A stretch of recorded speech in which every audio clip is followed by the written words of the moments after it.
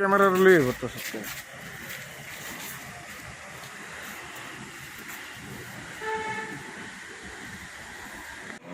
কালকে আনুমানিক 1:45 নাগাদ রাত্রি আমরা একটা সিক্রেট ইনফরমেশনে একটা খবর পাই যে কিছু ফেক কারেন্সি নিয়ে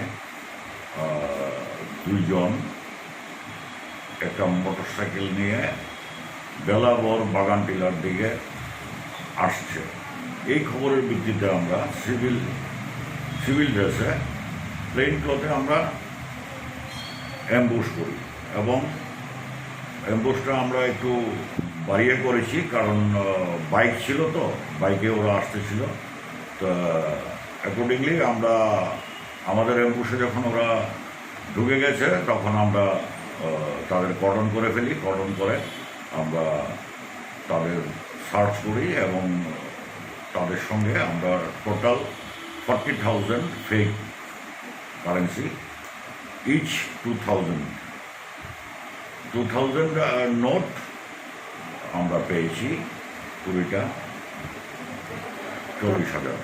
তাদের একটা মোটর বাইক সিজ হয়েছে এবং দুইজনেই অ্যারেস্ট হয়েছে।